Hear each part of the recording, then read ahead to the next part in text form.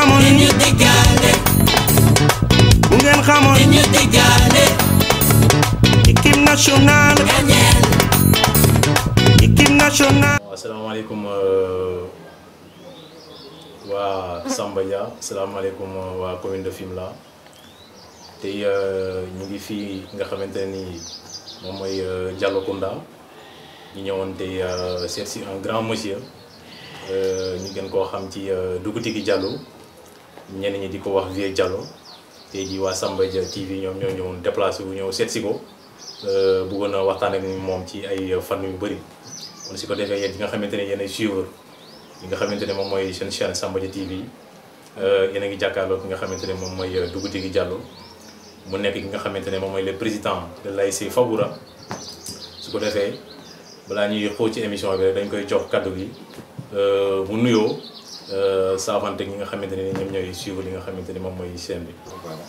Allez, merci beaucoup Ndar. Merci à toute l'équipe également.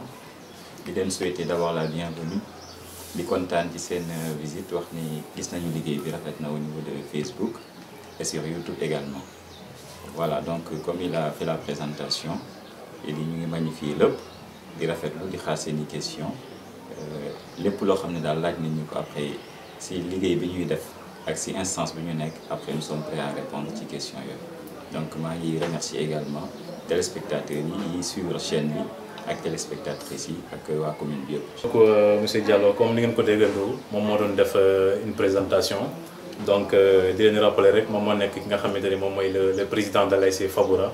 moom la ñu ñëwoon seet si ko tey ji pour waxtaan ak moom ci ay fànn yu bëri. donc question bu njëkk bi ma ko bëgg a laaj mooy monsieur Diallo dama bëggoon ñu xam exactement ban année lañ la.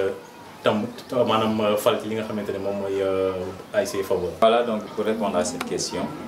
je dirais que mois d'octobre 2020 ñun si la ñu accédé au pouvoir comme on dit entre guillemets donc si la ñu jël les rênes de Faboura avec mon bureau aussi après assemblée générale bi ñu defoon donc en remplacement de monsieur Ismaïla Sagna. xam exactement maanaam ci maanaam fal boobu tànnin boobu ndax lañ ko defee ci yan anam lañ ko defee est-ce que mën nañ ko kii nga leeralal ñi nga xamante ne ñoo lay suivre. waaw élection bi comme ni ñu koy defee généralement dañuy def assemblée générale boo xam ne day convier tout le village donc représentant ASC yi mais en même temps ñi nga xam ne ñu ngi nekk ci dëkk bi même bu fekkee affilié wuñ ci ASC aussi ils sont conviés donc dañuy ñëw à une assemblée générale ñu def renouvellement bureau ñu def élection boo xam ne la majorité l'emporte donc noonu la élection bi demee ni ñu may falee nag noonu la ñuy falee également les autres présidents de commission parce que président la ak son bureau bi dafa composé de plusieurs commissions donc dañuy élire président élire également président de ces commissions là voilà. Diallo ci éclaircissement yooyu donc question bi ci topp mooy est-ce que tey en tant que Dugutigi Diallo en tant que monsieur Diallo bi ngay laaj li nga xamante ne nii moom mooy poste président de l'ASC Faboura est-ce que mën nañu xam exactement tu avais un programme boo xamante ni da nga ko ficelé woon ba pare ba tax nga postulé wu ci li nga xamante ne mooy poste président la. waaw question boobu bon parce que naturellement dama ñëw di laaj présidence alors que aw ma benn ambition wala programme. mën nañ ko tuddee programme nag parce que c'est pas écrit tooguñ wax ne lii ak lii mais gisoon nañ ne mbir yi ni muy doxee bon kontaan nañ ci woon trop wala boo gisoon nañ ne mën na am amélioration yaakaaroon nañ également que buñ ko jëlee ñun mën nañ ci def lu raw loo xam ne ñi fa nekkoon loolu lañ doon doxal donc moo taxoon ñu gën a am ambition ñu ne ñoom nañ ñu ñëw jël la relève jéem a apporter plus que ñi nga xam ne ñoo fi nekkoon def nañu ko parce que comme ni ñu ko waxee affaire bi continuité la. on va pas dire que ñu fi nekkoon defuñu dara def nañ lu bëri au contraire def nañ lu bëri ñu saluer seen liggéey bu baax a baax mais comme continuité la ku nekk aussi da ngay apporter sa pierre à l'édifice ñun également moo tax ñu sollicité pour xool apporter une touche nouvelle indi li nga xam ne xam nañ ko ak vécu bi ñu am ci association ak tout ça ñu doxal ko ci Faboura. d'accord mais ci programme boobu est-ce que mën nañ ci xam quelques éléments yoo xamante ni rek pour ñu mën a xam exactement ne kii nii le président vraiment li mu wax nii moom kii moom pare na pour liggéey pare na pour jëmale ASC Faboura kanam. waaw si côté programme je pense que la première des choses mooy que dañu amoon pour ambition ñu unifier le village parce que Faboura c'est l'ASC mère ku nga xam ne dëkk bi dafa am ay ASC yu bëri mais que Fabura moom moo boot ASC yooyu noonu yëpp ci la foofu la ñëpp di daje en fait. léegi nag boo gisee Fabura boobu dafa amoon ay dissidence am na ñoo xam ne kontaanuñ ci woon am ñoo xam ne gisuñ ci seen bopp am ñoo xam ne également dañuy jàpp ne boolewuñu leen si. donc ñun suñu premier objectif moo doon ne ñu rassembler waat tout le village autour de Fabura et je pense que ci point boobu on est en train de réussir wala boog ñu ngi def ay jéego yu bëri. beneen affaire bi mooy que jàppoon nañ ne Fabura ci football rek lañ koy dégg alors que association sportive et culturelle la ñu wax donc warul yem ci football kese ñu newoon aussi bu ñu ko jëlee dinañ fexe yeneen commission yi nga xam ne ñu ngi koy mettre en place ci assemblée générale yi ñu fa teg yëpp ñu fexe commission yooyu di dox culture di dox sport di dox environnement di dox éducation ak yeneen fànn yi nga xam ne ni association ci lay yëngu donc cadre yooyu noonu daal moom ñoo gënoon tënk suñu programme. voilà si commission yooyu sax laa bëgg a ñëw est-ce que mun nga gën a leeralal la population bi ñi lay seetaan ndax les différentes sortes de commissions yi nga xam ne ñoom ñoo nekk ci ASC Fabura. waaw commission yi ñu ci amoon mooy environnement comme j'ai dit bi nga xam ne Sidi Ñing ak ñi mu àndal ñoom ñoo fa nekk. est-ce que commission boobu mu ngi dox. waaw est-ce que mu ngi dox. je dirais que oui mais bon à un rythme pas très soutenu. par exemple bu ñu ko comparé ak commission sportive. dañuy wax ne environnement mu ngi laissé nañ ko en rade. bu ñu ko comparé ak yeneen aussi mën nañ ne xaw na tardé. mais malgré tout ça président bi ki fa nekk am na ay ambition am na ay objectifs. te mu ngi tënk ay programmes yoo xam ne bientôt également dina ko mettre sur pied. yeneen commission yi. yeneen commission yi mooy la commission sportive comme j'ai dit bi nga xam ne Ibrahima Ndiaye Nix moom moo koy diriger. boobu moom bon franchement mu ngi dox bu baax. parce que pratiquement li ma ñenn ñi di wax sax mooy que Fabura c'est plus sport. parce que commission sportive mooy gën di dox. voilà am na commission également culture. culture bi Ibrahima Sy moom moo koy diriger. mais là également am na un petit retard par rapport aux autres. et là également ñu ngi ciy travail bu baax. parce que pas plus tard que semaine passée. on s'est entretenu waxtaan nañ man ak moom ba mu ne ma am na ay projets yu mu taxawal. te bientôt également moom dina ko kii parce que dafa xawoon nekk ci ay truc occupation yu demee ni ki examen yeeg yooyu. te doo ko mën a boole ak activités yi souvent. moo taxoon mu xaw a retard. donc généralement daal yooyu la ñu am. ak organisation. bi nga xam ne Mama Ngor moom moo koy diriger. yeneen yi nga xam ne nii ay commission la woon wala sous commission. dañ ñëwoon dañu koy rattaché ñi nga xam ne nii dañuy xool bi nga xam ne jege na seen commission. ñoom ñooy faire appel à ces gens là yi travaillent ci loolu. ñu gën a doxal kii daal. d'accord merci beaucoup monsieur Diallo donc je pense que li nga wax leer na léegi dama bëggoon a xam ci Fabura maanaam si li nga xamante ne au sein de l'équipe l'ASC Fabura en quelque sorte est-ce que mën nañ xam les critères de recrutement. muy entraîneur bi ak li nga xamante ne moom mooy les joueurs est-ce que tey mën nga leeralal la population naka la ñuy tànnee li nga xamante ne mooy entraîneur ak li nga xamante ne moom mooy les joueurs en quelque sorte. waaw pour le choix de l'entraîneur de l'équipe de football. loolu ci assemblée générale bi dañu décidé woon ne dañu koy bàyyi. ci loxo président commission sportive. donc commission sportive président bi muy Ibrahima Ndiaye moom la ñu désigné woon ne moom mooy tànn le coach de l'équipe. donc defe naa moom moo ñëwaat parce que góor moo fi nekkoon. te bi mu ñëwee également defe naa daf ko reconduire. donc ci coach bi noonu lañ koy tànnee. par rapport aux joueurs nag. coach bi moom mooy définir ses modalités également. en fonction des joueurs disponibles ci dëkk bi yi nga xam ne ñu ngi entraîner ak moom. parce que chaque soir mu ngi au terrain di liggéey ak benn groupe donc si groupe boobu si lay tànn ñi nga xam ne ni ñoom la bëgg a liggéeyal ci compétition yi. ok merci beaucoup ci tontu boobu bon bi ci topp mooy ASC Fabura boo xoolee actuellement mu ngi participer ci ay compétition donc je pense que am na tournoi yu bëri yoo xamante ne ni jot na ci participer ñu bëggoon xam tamit yan statistiques nga ñu mën a defal ci par rapport ak tournoi yi nga xamante ne moom ñoom la jot a participer. waaw personnellement damay wax bilan très satisfaisant. parce que au moment où on parle ñu ngi joué nañu 5 tournois. 5 tournois yi ci ñett yi dem nañu final actuellement benn bi ñu ngi ci dem benn équipe ñaari équipe la ñu am benn bi mu ngi en demi-finale beneen bi quart de finale la war a jouer donc là on est en course toujours benn tournoi daal la ñu éliminé muy à Fimela donc joué nañu 5 tournois 3 yi ñu ngi en finale benn la ñu éliminé beneen 5e bi ñu ngi en demi-finale et en quart de finale donc côté statistique yi jàpp naa ne loolu c'est satisfaisant donc ci point boobu ñuy féliciter le coach également ci liggéey bi nga xam ne nii. voilà mu ngi koy abattre si côté boobu daal. d'accord Voilà, merci beaucoup. Donc, est-ce que en tant que président de l'ASC Fabra, souvent, dinañ faral di dem au terrain di superviser li nga xamante ne moom mooy les séances d'entraînement di xool est-ce que le président en quelque sorte Vieux Diallo Dougouti Diallo est-ce que dinañ faral di def loolu. waaw bon la chance que nous avons ci côté boobu mooy que le président est un sportif parce que pas plus tard que année passée maa ngi woon ci terrain di jouer ak ñoom ak mes joueurs donc cette année joué wu ma j'assume le rôle de président mais malgré tout en tant que sportif maa ngi ànd ak ñoom parce que heure bu ñu demee terrain je suis là avec eux bu coach bi laajee aide wala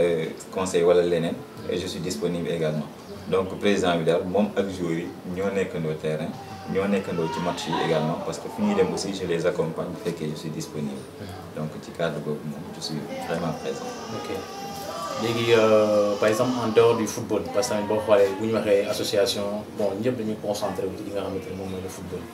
est-ce que à part football bi am na yeneen activités yoo xamante ne ASC Fabra bi pare na pour def yoo xam ne dañ ci mën a am ay revenus wala am si des recettes yoo xam ne voilà. waaw si loolu mooy li ñu doon wax sànq c'est vrai que am nañu commission sportive am équipe de football et que principale rentrée de fonds yi nga xam ne Fabra mu ngi koy am ci football bi lay jóge équipe bi moom moo koy gagné c'est comme ça que ça se passe depuis des années maintenant li ñu waxoon mooy que dañu bëgg a inverser tendance boobu mbir yi bañ a yem rek ci football bi te là également ñu ngi ciy góorgóorlu parce que mën naa joxe l'exemple monsieur le maire nous a accordé centre ba gestion centre ba li nga xam ne bi la ñi doon defar tali bi foofu lañ basé woon te bi ñuy dem ñu bàyyi ko dëkk bi monsieur le maire jox nañu ko ba actuellement ñu ngi koy clôturer te suñu paree bientôt on a un projet ñu ngi waaj a signer un contrat ci côté boobu boo xam ne nii pratiquement chaque mois dinañu indil benn rentrée de 100 000 francs par mois te loolu c'est indépendant du football wala yeneen commission yi côté culture également on prévoit des manifestations là également surtout ci tournoi bi nga xam ne ñun ñoo koy organiser actuellement dinañ ko accompagner ak des événements des cérémonies de culture yoo xam ne nii ñu ngi ciy taxaw te bu jotee après incha allah ñëpp dinañ ko gis te ci yooyu yëpp yaakaar nañ ci ay rentrées de fonds voilà donc ma dellu si waat tuuti ci côté commission j'avais omis de citer la commission sociale am nañu également commission sociale boo xam ne nii parfois ci cas yi nga xam ne ñu ngi koy confronter ci dëkk bi nga xam ne war nañ ci mën a dugal suñu loxo là également am nañ commission boo xam ne Aliou Mbodj moo koy gérer te ñu ngi ciy dox malgré que bon côté social après on peut pas tout dire daal. Ok merci beaucoup je pense que kii bi leer na léegi li ma bëggoon a laaj rek mooy bon ku wax football ku wax activité sportive ak les autres da ngay wax côté financier ma bëggoon xam est-ce que yéen a ngi am ay appui yoo xamante ne nii dafay jege ci li nga xamante ne moom mooy les autorités yoo xam ne ñu ngi doole li nga xamante ne mooy ASC Fabra. waaw sur ce plan bon dinaa leen wax jaajëf ñi ñuy tuddee autorité ci dëkk bi parce que affaire yi métti na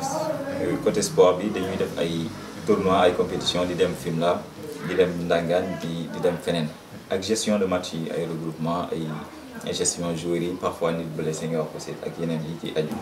donc ci côté boobu gars yi ñu ngi ñuy jàppale bu baax premièrement Mame Marème Thiam pas plus tard que semaine passée indil nañu une enveloppe de 100 000 francs ak ay matériel sportif yoo xam ne nii nee na daf koy jàppale jeunesse bi pour ñu mën a entraîner def seeni activités durant les vacances donc loolu lu rafet la woon ñu remercier ko ci bu baax monsieur Doudou Dior également suñu premier match je pense que déplacement supporters yi moom moo ñu ko assuré loolu te également il nous a dit il est à notre disposition boo xamee ne soxla nañ ko rek mën nañu frapper à sa porte Moussa Touré également suñu tournoi bii ñu organisé actuellement te muy daw nii moom moo ñu ko parrainé te wax ni toutes les dépenses yoo xam ni aju na si moom il va assurer ça donc loolu noonu c'est des aides. voilà merci beaucoup ci leeral boobu parce que da ciy baax mooy li ma lay rek comme que ñun tam dañuy dox fi ne la ñuy toog fi ne la ñuy dugg souvent dañuy faral di dégg kàddu yu mel noonu moo tax c'était une occasion vraiment tey ci képp kuy seetaan Samba Dia TV seetaan émission bi dina ne ah vraiment ñun de lañ doon wax dara amu ci nii la demee nii la demee bu defee vraiment dina am solo voilà kàddu yi am na solo vraiment mu nekk loo xamante ne nii dañ mooy li may wax rek mooy quel est le message que vous allez lancer maintenant à l'endroit maintenant de la jeunesse su ko defee nga profité waale foofu nga tàggatoo quoi. waaw ci cadre boobu damay terminer par fi ma commencé woon donc je lance un message à la jeunesse boo xam ni nañu gën a jàppante nañu unifié wu parce que bu ñu bëggee développer suñu localité ci plan bu mu mënti doon il faut qu'on se donne la main ñu jàpp doon benn bloc nekk benn bopp comme ni ñu koy waxee nga xam ne lu ñu song après dañ koy yomba daal. Je lance également les gens qui travaillent dañ lay dépasse fekk yaa ngi toog foofu donc nañu nekk ci cadre boobu lépp loo xam ne nii dëkk bi song na ko wala boog ASC bi sumb na ko pour jàppale dëkk bi ñun bu ñu xaar ku ñu siwoo nañ ko def suñu yëfu bopp. ASC bi aussi ñu jàpp ni malgré que ñun ñëpp am nañ suñu ASC ci koñ yi Fabouras c'est l'ASC maire mooy li nga xam ne moom moo ñu ëmb moom moo ñu tënk ñun ñëpp te dañ ko war a doxal parce que bu doxee sagu dëkk bi la. Samba Dia moom moo ciy kontaan jeune Samba Dia ñoo ciy kontaan parce que tey bu ñu demee ba ci commune bi ñu ne tey les jeunes de Samba Dia ñoo mën ci commune bi wala ñooy def li ñooy def après daf ñuy neex te loolu toog di xoole doon loolu mooy li nga xam ne moom moo ñuy jëmale kanam te maa ngi ciy woo tous les jeunes du village. Voilà, léegi en dehors des activités sportives est-ce que am na yeneen activités yoo xamante ne ASC Fabouras mu ngi koy dérouler quoi. waaw loolu bon xawoon naa ci mentionné tuuti tout à l'heure c'est vrai que sport bi moom mooy activité dominante bi surtout que activité de vacances la te ci vacances yi ci la nit ñi di am temps tout ça mais malgré ça am na yeneen activité donc je disais que ci tournoi bi ñu nekk nii côté culture bi le président de la commission Ibrahima Sy mu ngi ma doon wax ni il a prévu des activités ay événements yoo xam ne ni mu ngi koy projeté te incha allah bu jotee rek dinañ ko valoriser ñu publier ko ñëpp yëgandoo ko daal ñu taxaw si ñun ñëpp. côté environnement aussi Sidi moom moo ci nekk je pense que mu ngi doon waaj sax benn sorte de reboisement pour côté Jumaa ja ak yeneen places yoo xam ne nii ci dëkk bi la c'est des places centrales bëgg nañ ci def ay reboisement avant la fin des vacances donc foofu également ñu ngi fay nekk ak yeneen yoo xam ne nii gars yi dañ nekk ci projet parce que souvent disponibilité bi mooy poser problème moo tax dañuy gis ne football bi rek mooy kii mais ci yeneen secteurs yi ñu ngi ciy yëngu bu baax a baax voilà yokk si am na monsieur le maire centre bi mu ñu joxoon mooy fii les travailleurs de la route ñu doon defar tali bi base bi ñu nekkoon ba bi ñuy dem ñu jox ko waa dëkk bi di nga xam ne monsieur le maire jël na gestion bi mu delloo ko ASC Fabouras là également ñu ngi koy valoriser te sous peu bu fekkee clôture bi pare na incha allah ñu ngi waaj a signer un contrat foofu noonu ak un promoteur buy liggéey si wàllu éducation defe naa ça pourrait nous rapporter quelque chose comme 100 000 francs par mois donc loolu nga xam ne dina dimbali kees bi bu baax ñu mën a lancer wu ci yeneen activité. Voilà, merci beaucoup président je pense que kaddu yi leer na te message bi aussi am na solo donc lan mooy nekk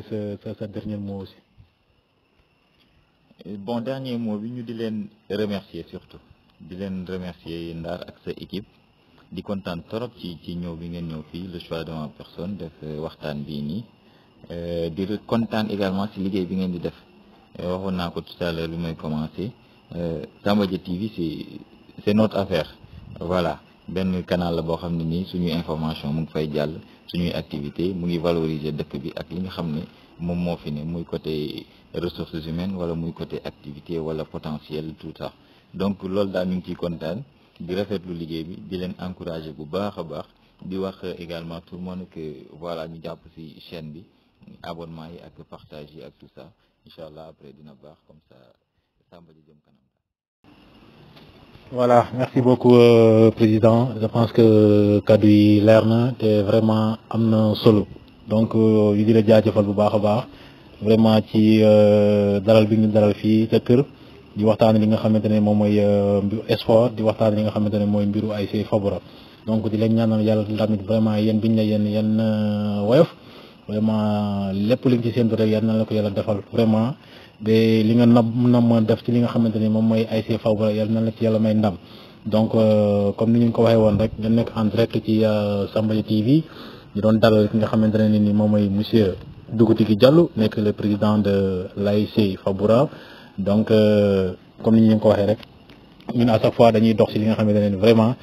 di ngeen am toutes les informations am toutes les émissions yoo xamante ne vraiment di ngeen ci mën a gis seen bopp kon su ko defee rek dañuy yemale waxtaan bi fii rek di leen jox di daje ci beneen numéro ak beneen kàngam boo xamante ne vraiment ci wàllu sport